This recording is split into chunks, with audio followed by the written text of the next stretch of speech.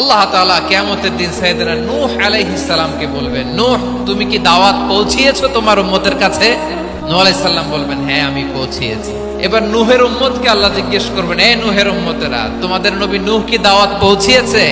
নূহের উম্মত বলবে, না আল্লাহ, আমাদের কাছে কোনো সতর্ককারী আসে নাই, কোনো নবী টবি আসে নাই, কোনো দাওয়াতও আমরা পাই নাই, আপনারাও চিনি নাই, জান্নাতও চিনি নাই, জাহান্নামও চিনি নাই। নূহ আলাইহিস সালাম বিপদে পড়ে যাবেন। তখন আল্লাহ বলবেন, নূহ তুমি বললা পৌঁছিয়েছো, তোমার উম্মত বলে কিছু পায় নাই। নূহ তোমার পক্ষে কোনো সাক্ষী আছে? নূহ আলাইহিস সালাম বলবেন, আছে। কে? উম্মতে মুহাম্মাদ। তখন আমরা বলবো, আল্লাহ, আল্লাহর নবী নূহ আলাইহিস সালাম তিনি আপনি যা যা বলেছেন ঠিক তা তা তার উম্মতের কাছে পৌঁছে দিয়েছে। এবার নূহের উম্মতের সাথে আমাদের ঝগড়া লাগবে। তারা বলবে, তোমরা আসছো আমাদের হাজার হাজার বছর পরে, তোমরা কি করে জানলা? তোমাদের সাক্ষী ধর্তব্য হবে না?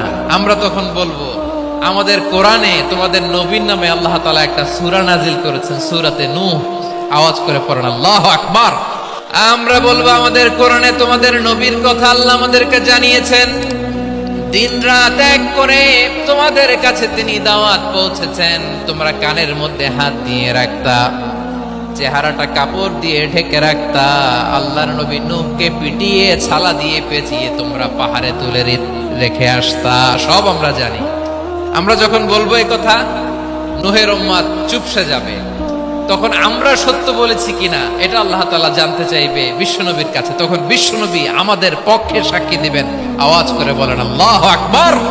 এজন্য আল্লাহ বলেন, নবী আপনি হচ্ছেন সাক্ষ্যদাতা, সব নবীদের উপর আপনি হবেন সাক্ষী, আবার আপনার উম্মতের সাক্ষীর উপর আপনি হবেন সাক্ষী। তার মানে নবী গো, কিয়ামতের কঠিন ময়দানে আপনি হবেন রাজ সাক্ষী।